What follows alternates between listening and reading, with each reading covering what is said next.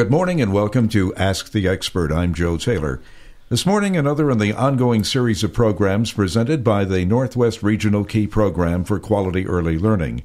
The program, through the Northwest Institute of Research, oversees a grant from the Office of Child Development and Early Learning at the Pennsylvania Department of Human Services and the Department of Education. The goal of the program is to improve the outcomes for young children as they prepare for school. John Posa from the Pennsylvania Key is the host of the program and is with us throughout the series.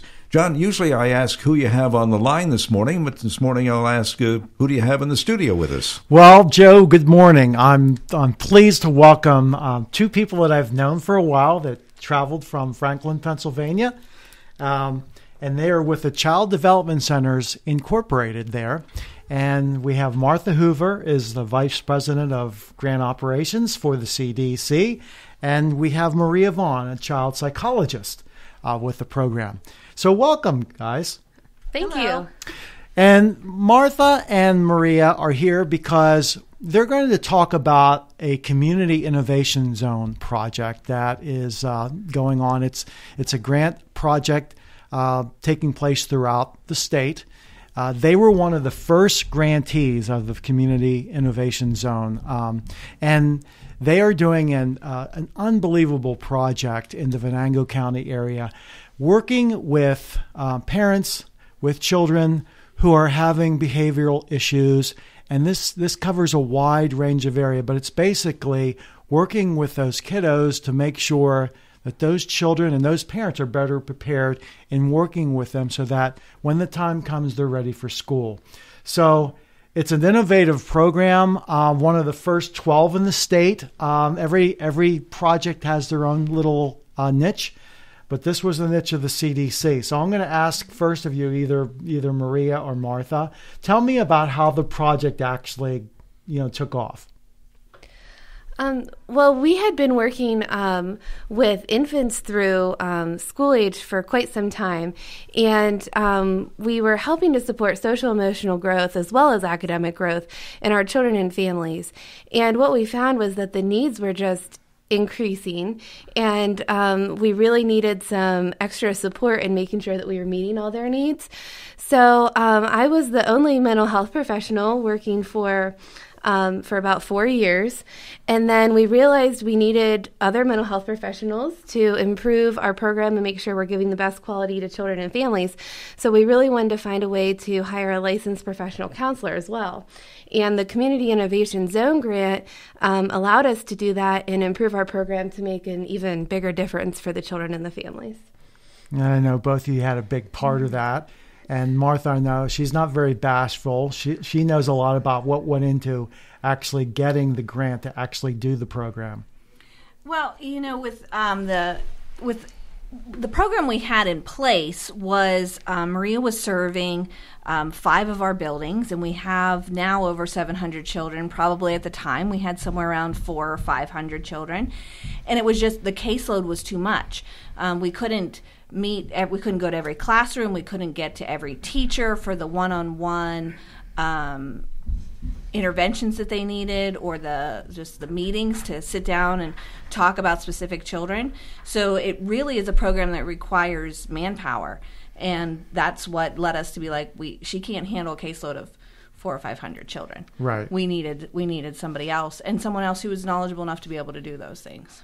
And one of the things I should preface here is that as part of the Community Innovation Zone grant project, each entity that receives the grant has to partner with a school district, an elementary school in this case, or other community agency, but there has to be that partnership between the entity in the community as well as with the school district. In this case, it was the Oil City School District, and specifically, at least at the outset, with the Hassan Heights Elementary School in Oil City. Of course, Child Development Centers operates basically serves children in all school districts within Venango County. Very successful organization. The other thing that, Maria, I'm really proud to mention is that because she has been a school psychologist actually in the public school system prior to coming to CDC, But the CDC is the first organization, one of the first, to actually employ a full-time certified school psychologist and to initiate this early childhood preventive psychology program. So it was really thinking outside of the box and being proactive in terms of addressing the needs of children. So we really thank you guys for that. Well, thanks. But, the thing of what it was is that we noticed the interventions our children needed weren't just your typical give them an extra sticker or give them positive. These children were emotionally coming to us distraught and needed something more than just, a happy teacher every day that showed them that they loved them. They needed something more. And that's why we needed to bring Maria on to be able to get a little deeper into what the emotional well-being was of our children. Could I ask what kind of problems were you seeing, and what was the most common cause of these behavioral problems? We see a wide range of need. We're a very inclusive setting, so we work with children who have a variety of disabilities.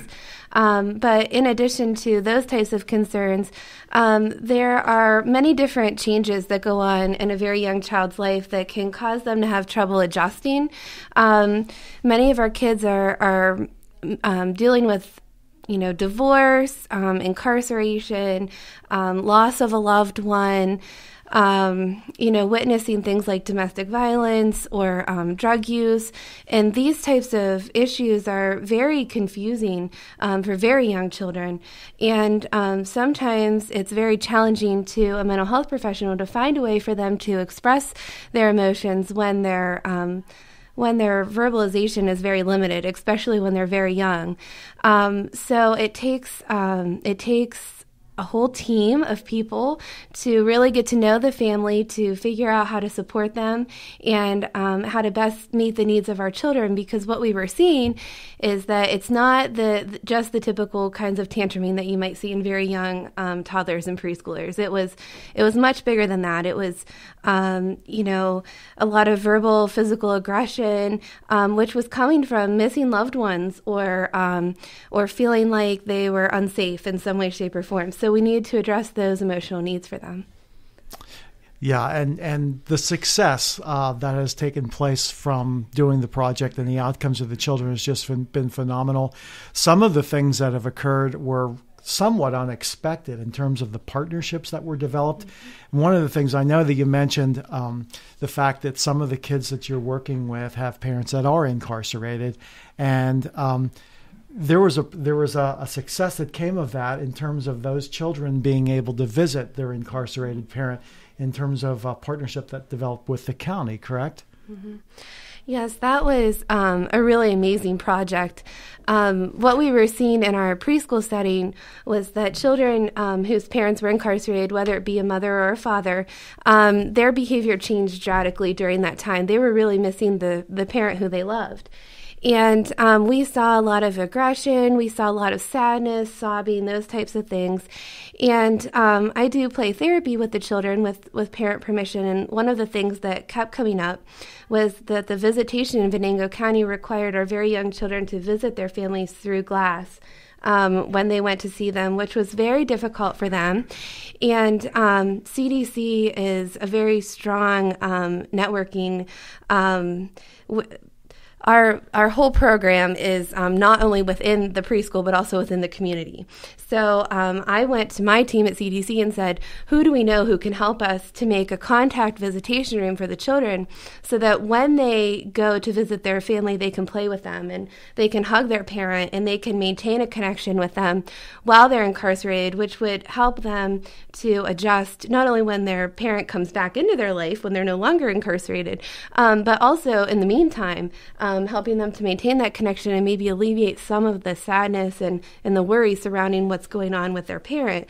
So we partnered with, quite a few professionals in the community. We partnered with a judge and a commissioner and CYS and several mental health organizations, Family Services and Children's Aid Society, it was a collaborative effort to try to figure out how to bring this visitation room into practice. And in December, we saw it happen, but it was a 2-year initiative. I should probably mention that part. It took 2 years to figure out how to fund it. And Venango County was amazing with helping us to fund the project. And so it was a wonderful collaborative effort. We started in December with a visitation, and now every slot has been filled, and there's actually a waiting list now for children to visit their parents when they're incarcerated. And it has been making a difference for our children. From what we've seen, it's this connection with their parent that they didn't feel when they were visiting through the glass. That's amazing. And I just to preface again about the CDC organization, they operate in Venango County. And their child development centers are located. There are 2 in Oil City. There's the Oil City Center, which is relatively new. It's actually located on property where the old hospital used to be. And then there's the Hassan Heights Child Development Center. And then there's also the Franklin Center, which is in the old depot train facility in town, as well as the School Age Center there. And then there is a fairly new, but even newer now because of the expansion that's taken place in Cranberry at the Child Development Center there. So it's just a wonderful organization, and they've done great things within the community. I couldn't help but, in your last reporting for the grant, because of course I provide some assistance with my Community Innovation Zone grantees, the testimonials. And it just was so touching to read the difference that child visitation program made with those children that had incarcerated parents, and the difference in their behaviors and what they were struggling with. Just really. Well, what's really interesting about that, it's not just that these the incarcerated parents get to see their child, but we have 2 organizations that we've partnered, that's part of this program. Community Services of Venango County provides counseling and programming for the mothers who are incarcerated, and that the parents who come and use that visitation room have to do the classes first. And then there's also our Fatherhood Initiative that's in Venango County, is run through the Children and Family Aid Society. They make the fathers go through parenting classes with them before they can use the incarceration room. And then they decided to help the parents learn to interact with their children while they're in the visitation room. So they use a technology that we call Bug and Ear, where there is a counselor on one side of a door with a microphone that helps the parent interact with the child while they're in the visitation room. So it's not just you get to come in and sit and play. Right. It's almost like a play. It's like a play therapy that they're getting with their child while their child is with them, which is the part that they were just like, we're not just going to let them just play. Right. We're going to help these people to be more connected with their children, because what they've found is that when families and inmates stay connected, when they get out of jail, they're less likely to go back in. Right. And that was part of the thing that made our Judge Lobaugh, who was interested, and Bonnie Summers, who was our county commissioner at the time. They were like, we're trying to make a difference not only in the children's lives, but to help incarcerated families not return. There's that bonding. There's true bonding that takes place. And the greater that bond is, the more connected that parent is to the child, to know that, hey, they want that bond to remain strong, and they learn from their past mistakes so that they make sure that they don't have recidivism and repeat offenses. And nothing like real-time parental coaching. I mean, they have the bug in their ear. That's great. Absolutely. I have a question. Over the past few decades, we've seen a shrinking number of two-parent households, and most often it's the mother who remains. Not to indict all single mothers or any single mothers, but it's a difficult job. They most of them do a wonderful job of raising kids. But is this just a single-family household situation, especially if it's the mom? Is it contributing to the problems of children, especially boys, as they enter school? And how is this addressed? Am I seeing a problem here that maybe doesn't exist, or is this a legitimate problem? I think that it depends on the child and the family. We work with many different types of family structures, and some of the mothers will say, I really think that my child's really having a hard time because they don't have a father figure in their lives. And others will say, you know what, like I'm daddy and mom, and we're cooking along and we're doing okay. So it really just depends on the dynamic of the family. So I can't generalize, but I will say that when we recognize that to be a concern, if a child's missing a father or a mother figure in their lives, we look at that in our setting, and if we can put them in a classroom where maybe they have a male figure, a role model, we try to make that happen, and that comes from honest discussions with the parent about what they think their child needs. And also we look into programs like Big Brothers Big Sisters, where they might have a connection there. So we do everything that we can to try to help that child feel like they're getting everything that they need to be successful. Yeah, there's a program, and I don't want want to make sure that our listeners can appreciate it, but there's as part of your program that in working specifically with the children, in terms of your assessment, it was called teapots and tippy toes. Is that it? Tell us a little bit about how that works and how that helps in terms of your assessment of your effectiveness. Right. We use teapots and tippy toes. Those are acronyms. The teapots is used in preschool. It's the Teaching Pyramid Observation System. The tippy toes is used in infant toddler, which is the Teaching Pyramid Infant Observation System. And so basically they're tools created was in conjunction with several universities, mostly out of the University of South Florida and the University of Vanderbilt.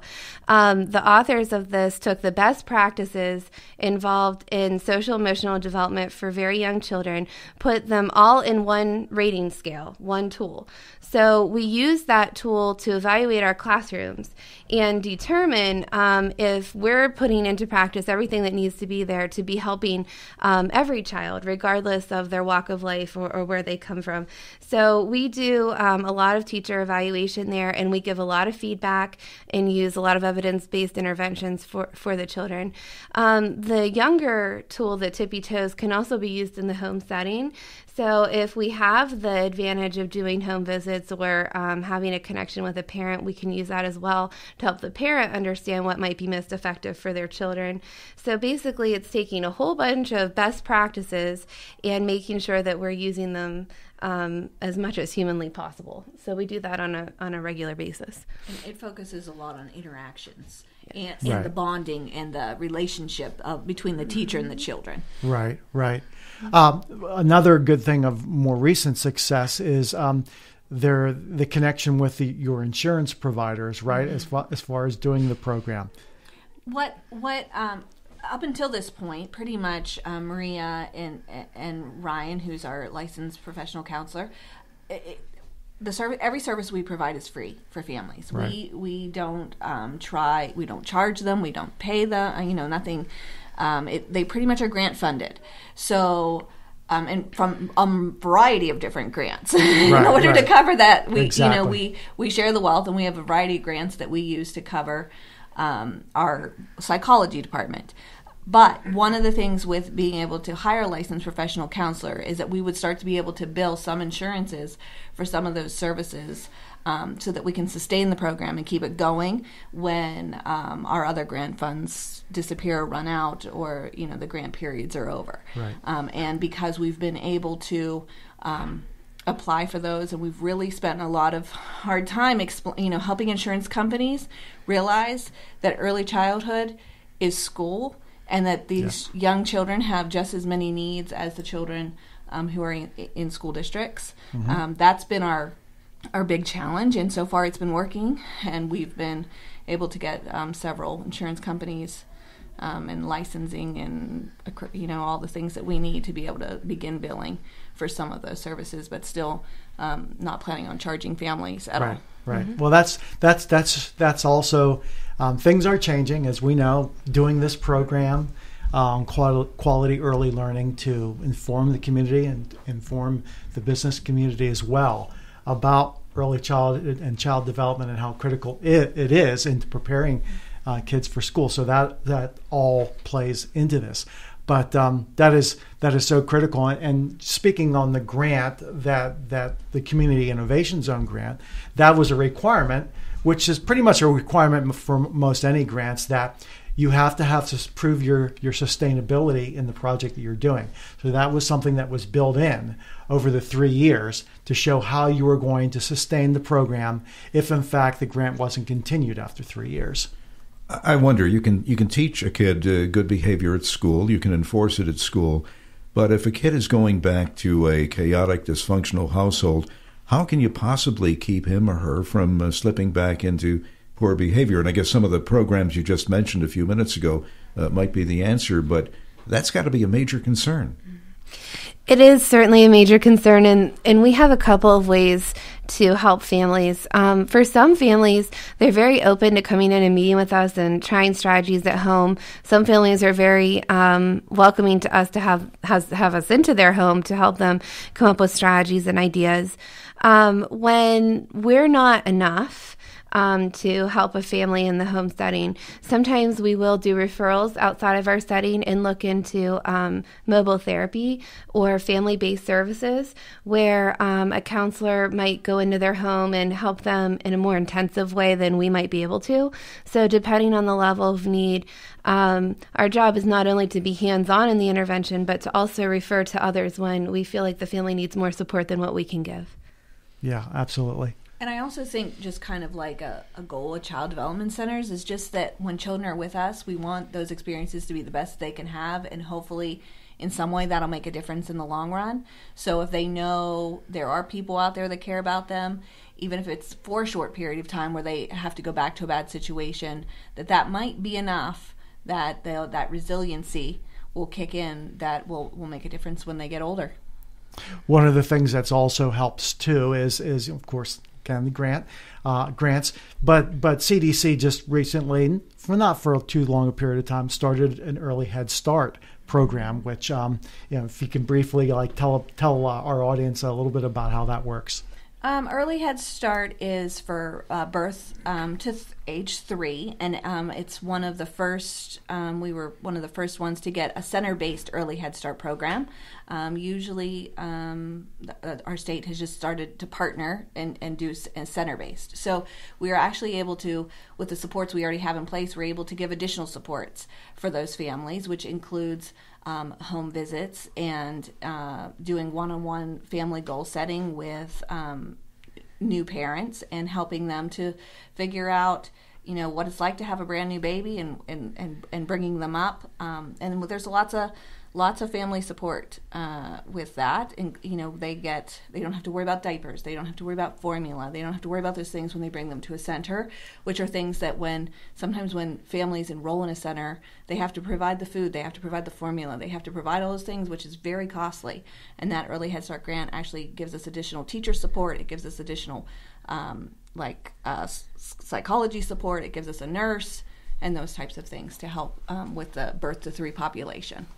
And these two folks, Maria and Martha, know of what they speak because they're both moms with their own young children. So, they live the experience as well. I'll tell you what, our time has come up, and it's just been wonderful having you guys on the program.